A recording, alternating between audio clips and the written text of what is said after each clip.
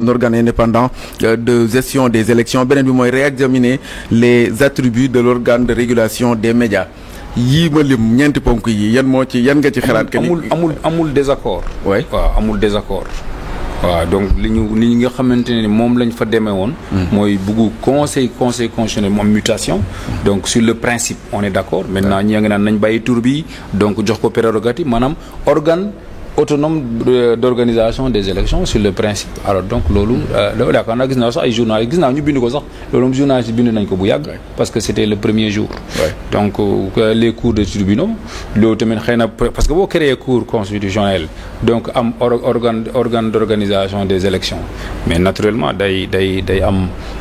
dina am impact donc ci les cours et tribunaux parce que cour d'appel dina doon am rôle te bu nekkee organe organisé day am organe buy organiser des élections rôle cour d'appel normalement il faudra le redéfinir donc sur ce point aussi donc il y a véritablement convergence d'idées il y a des convergences d'idées donc ci commission bi ci lu bari donc même bu nekkee nit ñi am na ñuy gisee ni nañ bàyyi lii parce que tour bi nañ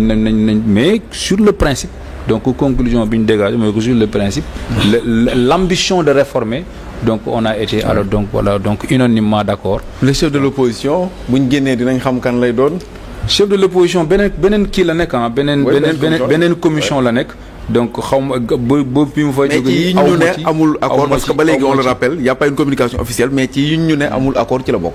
xam nga man ci ñuy jot. non xam nga man aussi bon c'est vrai que chef de l'opposition yàgg na fi bind nañ ko ci suñ constitution depuis 2009 man am naa ci sama idée bopp. man moom d'accord ma ci sax man dama bëgg ñu dindi ko.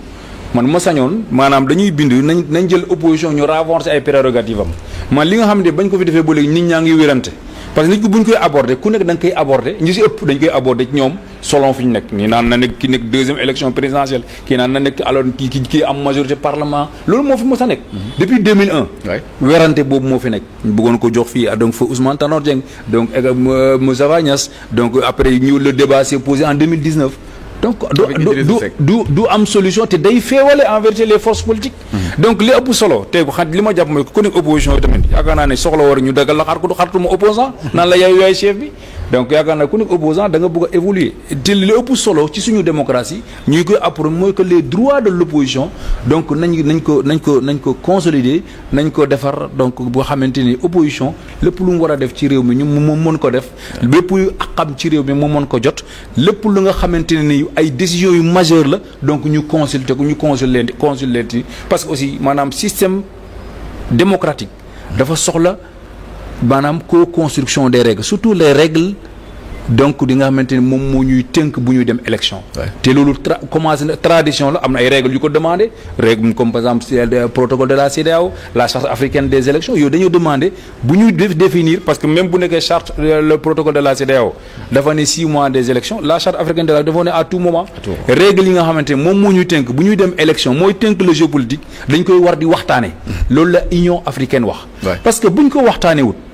maanaam day indi werante buñ ko waxtaanewul day indi féewaloo buñ ko waxtaanewul day indi ñàkk kon di wóolu sa morom te buñ nekkee nit ñi wóolu nañu règle yi parce que waxtaanee nañ ko wóolu nañ institution yi parce que waxtaanee nañ ko donc wóolu nañ ñi nga xam ne ñoom ñoo koy arbitrer yaakaar naa résultat yu génn nit ñi dañ koy nangu te buñ ko nangoo rek jàmm am. si ko nangoo jàmm am Abdoulaye Mbow ci côté boobu déjà point wu chef de l'opposition est-ce que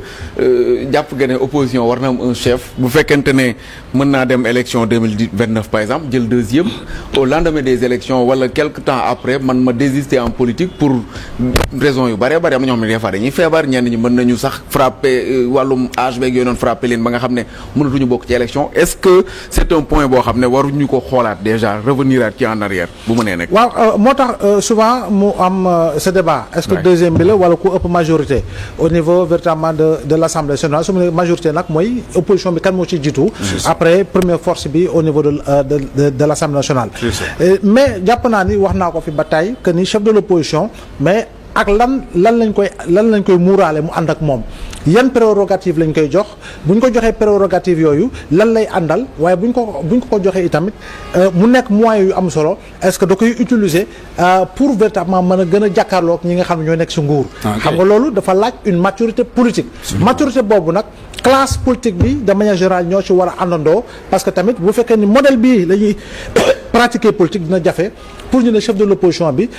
dégg nga maam lii la war lii moo ko ñàkk war leneen li mooy il faut quand même que entre les politiques si wàllu boppam su dee dañuy désigner chef qu'il y ait un gentleman agreement boo xam ne tamit dañ koy tëgg mu nekk loo xam ne loi la te moom waru koo wàcc ko nag jàpp naa ni war nañu xool ban alternative tam la ñu siy proposer parce que c'est facile de parler du chef de l'opposition mais autant le désigner parce que moo jël deuxième dinañ ko xam ku am majorité ku am doole bi njëkk si opposition bi assemblée nationale xam nañu kan la est-ce que léegi dafay nekk chef du parti majoritaire chef de la coalition majoritaire wa ilaa kii nga xam ne moo nekk moo fa toogal kuréel gi en tant que président de groupe par exemple parce que chef de parti bi mënoon na bañ a nekk tête de liste. mënoon na bañ a bokk ci liste. bañ koy tabb député donc tu vois. bañ a nekk sax député voilà bañ a nekk sax député. donc le débat est posé. war ñu si demee ak xët-xët. dañ si war a xalaataat bu baax. parce que tamit nu ñuy jàppee ni chef de l'opposition mën nañu andil dara noonu la ñu war a nangoon itam chef de l'opposition mën na andi gàllankoor ci modèle de démocratie ci stabilité ci leneen ak leneen donc lu ñu war a waxtaanee. est-ce que war na am benn chef sax bu fekkente ne on peut avoir plusieurs oppositions. kii mën na nekk opposition kii nekk opposition te duñu laale sax des fois da ngay gis suñ tegee ay kuréel am na ci ñoo xam ne duñ bokk sax ci kuréel gi dañ naan bu ci diw bokkee du ma bokk. yooyu yëpp est-ce que une opposition war naa am un chef. moo tax chef bi warul nekk koo xam ne juste population bi ñoo koy la maturité politique d'abord. te man jàpp naa ne laata sax ñu naan institué nañu chef de l'opposition man je crois bien que le débat pour man le plus sérieux c'est comment aller dans le sens d'avoir un autre modèle lié au parti politique te ba sa jiitu mooy rationalisation man jàpp naa ne si loolu la ñu war a gën a mën a xóotal waxtaan wi rationalisation pour créer les mécanismes de financement pour barrer la route à tout financement occulte man jàpp naa ne loolu sax moo ëpp solo laata après ñuy tabbi parce que tamit dëgg maturité politique dafa des ba tey ci classe politique bi de manière générale pour véritablement ñu ne tabb nañu chef de l'opposition maintenant waxtaan bi lan lay jur on attendra de voir les conclusions par rapport à ce dialogue là après ñu xool itam yan prérogative bu dee noonu la lañ koy jox. Ouais. ci côté boobu déjà am na ponk bu am solo boo xam ne soli na ko muy la rationalisation des partis politiques aucun parti ne va accepter de disparaître ñu ci bëree bëri buñ ko waxee ci dialogue bi même gis naa tey rek ñu ko jot a bind ñoo xam ne sax ci biir salle bi lañ nekk déjà am yuñ doon di tooñ ak yooyu noonu par rapport ak les partis politiques ak nit ñu bëree bëri di agrippé woo ci yenn occasion yi bu dialogue amee dañuy fexe teel a dem fexe fa am ay représentants alors que ces partis ne représentent rien est-ce que pare nañu pour disparaître. Il y a que 14 selon le président de la République yoo xam ne ñoo fi respecté li yoon wax. 14 yow yaa ñuy wax ne parti yi ne représente rien de toute façon dialogue bi déjà dialogue bi day permettre parti yu bëri ñu dund. parce que parti dañu am ay seen représentants foofu ñi ay 2 3 et cetera et cetera. te aussi donc je pense que maintenant rationalisation man expression bi toujours dama si prudent. ak gannaaw bu ma toogee ak sama gars yi dama ne man expression bi li ma xam mooy que nous sommes dans un état de droit état de droit lañ nekk. maanaam personnes publiques yi en tout cas les personnes juridiques les partis politiques sont des personnes donc de droit privé ñoom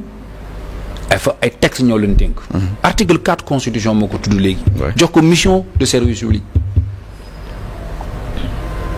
mu am loi bu ñu tëgg pour les partis politiques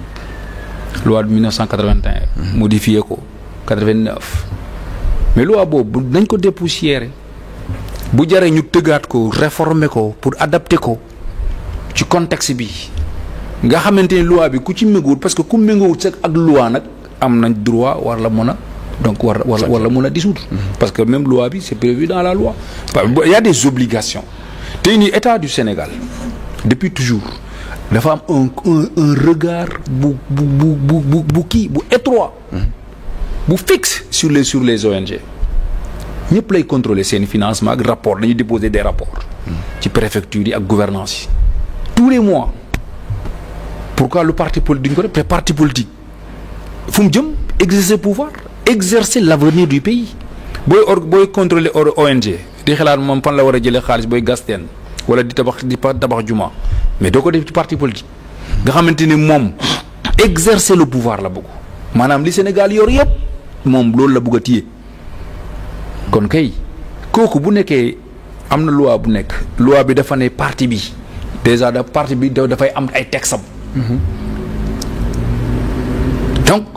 ministère de l'Intérieur bi nga ne dañoo war a def parti bi en sorte que parti bi respecte ay textes am beneen bi mooy que y a des obligations avoir un siège donc di def ay rapports financiers tous les ans donc le mode de financement et cetera loolu yëpp déjà am na loi bi la loi est obsolète elle n'est pas appliquée elle est désuète on va menacer elle est désuète